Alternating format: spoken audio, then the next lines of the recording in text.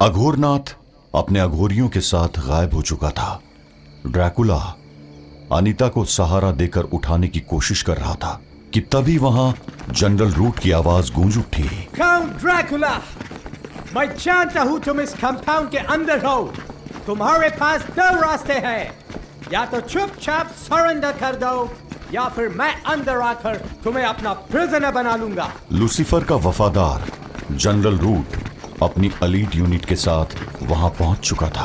अरे बाप रे, ये जल्लाद भी यहाँ आ ही गया।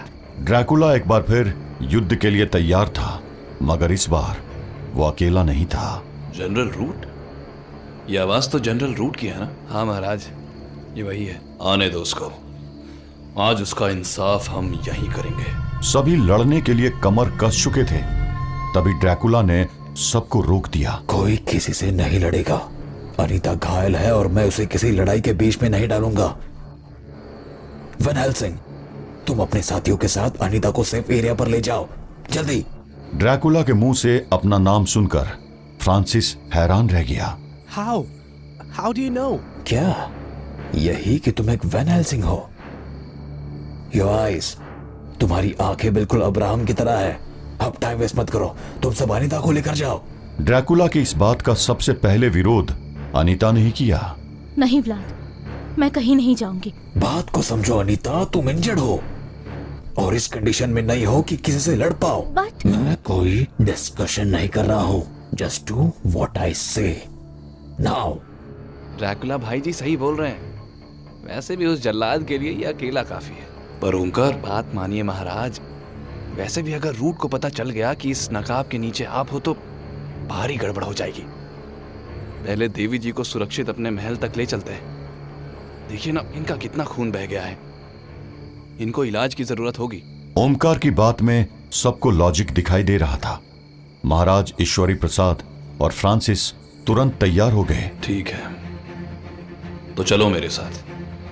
मुझे एक रास्ता पता है जो हमें जल्द ही राजमहल पहुंचा देगा। सब वहां से चलने को तैयार हो गए, लेकिन अनीता अभी भी तैयार नहीं थी। मैं कहीं नहीं जाऊंगी व्लाद, मैं यहीं रहूंगी। और ड्रैकुला ने हल्के हाथ से अनीता को एक थप्पड़ मारा और वो तुरंत बेहोश हो गई। ले जाओ इसको, लेकिन ध्यान रहे, अगर इसे कुछ हुआ तो मैं तुम तीनों को नहीं छोड़ूंगा। अनीता के लिए ड्रैकुला की चिंता देखकर फ्रांसिस के साथ साथ ओमकार को भी आश्चर्य हो रहा था। तभी अचानक फ्रांसिस को कुछ याद आया। वो सब तो ठीक है, बट हम यहाँ से कैसे एस्केप करेंगे? रूट के सोल्जर्स ने पूरे कंपाउंड को सराउंड कर रखा है। वो मैं देख लूंगा वैन हेल्सिंग। फ्रांसिस नाम है मेरा। But I prefer Van Helsing. Francis अभी भी समझ नहीं पा रहा था कि ड्रैकुला उसके साथ इतना कंफर्टेबल कैसे था। मैं बाहर जा रहा हूं इस जनरल रूट से मिलने। तुम लोग अनीता को लेकर दूसरी तरफ से निकल जाना। ड्रैकुला बाहर जाने के लिए बढ़ चला। दूसरी तरफ वो तीनों बेहोश अनीता को उठाकर वेट करने लगे।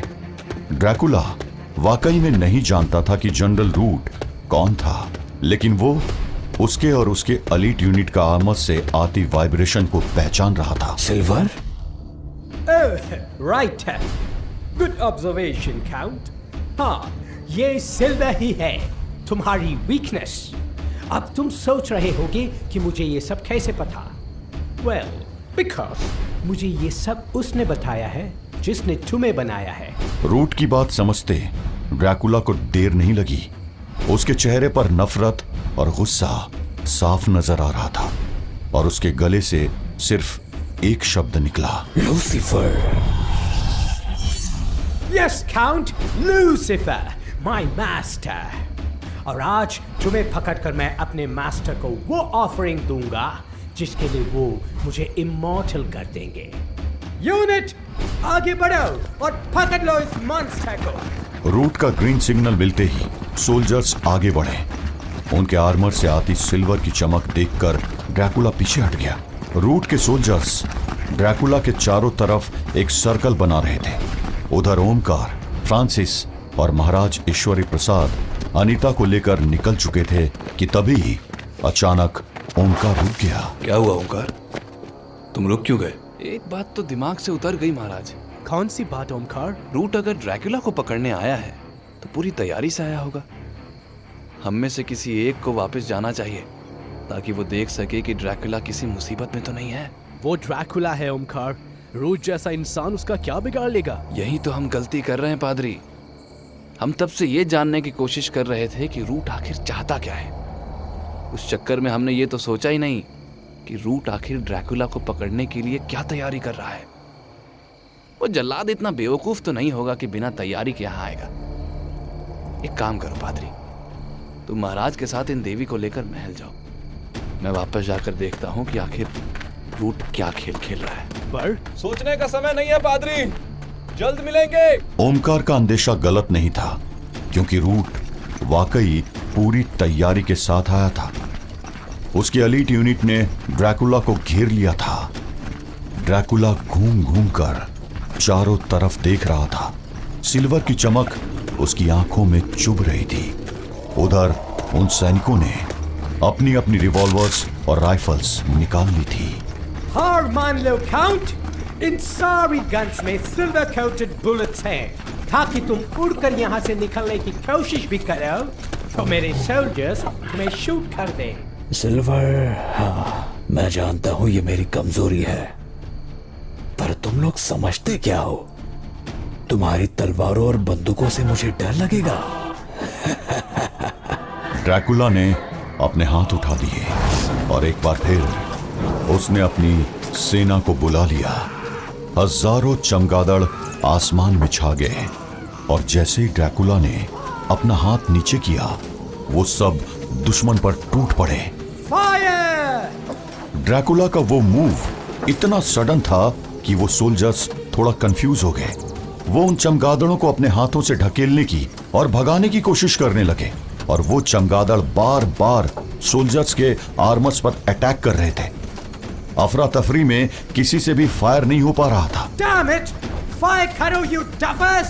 Fire your damn guns! General Root की गुस्से भरी आवाज का तुरंत असर हुआ और वो सोल्जर्स अंधाधुंध गोलियां चलाने लगे। गोलियों की बारिश से चमगादड़ धाराशायी हो रहे थे, पर ड्रैकुला मुस्कुरा रहा था। अगले ही पल उसने अपने हाथों को लहराया और सारे चमगादड़ उड़कर वापस आसमान में गायब हो गए। बस बहुत हो गया, आगे बढ़ो और पकड़ लो उसे। अचानक जनरल रूट की आंखों के सामने सच आ गया। उसे साफ दिख रहा था कि क्यों वो चमगादड़ उसके सोल्जर्स के आर्मर पर पंजे मार रहे थे। उन्होंने सिल्वर की लेयर को खरोच दिया था। कोटिंग कुछ खास जगह से उखड़ चुकी थी।